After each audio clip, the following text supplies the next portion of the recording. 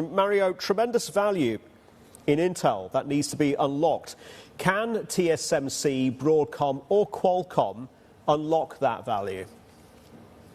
I think if you look at Intel in a couple pieces on the manufacturing side versus what they're doing in products, I think there is room for unlocking value. Specifically on the product side, there's been a lot of misexecution there, and the product roadmap is still not quite right for what the market is demanding. So I would say in that space, it makes a lot more sense. On the manufacturing side, Intel's invested very heavily in trying to bring up all the technology nodes that they've brought up over the last 4 years, and it's still not competitive yet. So anyone that looks at that business unit has to immediately consider that they're going to have to invest a lot more to get on par with where the leader TSMC is today.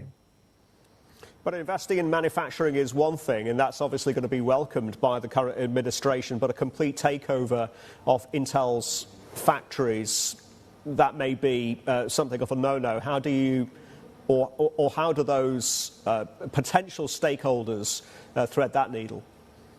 Well, I don't see a Qualcomm or a Broadcom looking at the entire asset base of Intel. I think that they would only primarily focus on the Intel product side. I think the manufacturing side for Intel still has a lot of work to be done. They just reported in their earnings that they lost $13 billion this past year, and I don't see that getting any better for the next couple of years. So there's a huge risk for anyone taking that on, including someone like TSMC. And I just don't expect TSMC to take a look at that. They already control over 63% of the foundry space, and they're well ahead of anybody else in the space.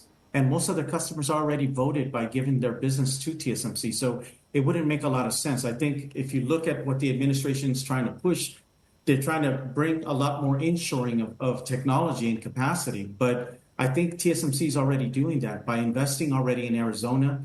They've committed over $65 billion, and it probably will be upwards closer to $100 billion over the coming years. I think that should be sufficient enough to support the customer base that exists today in the U.S.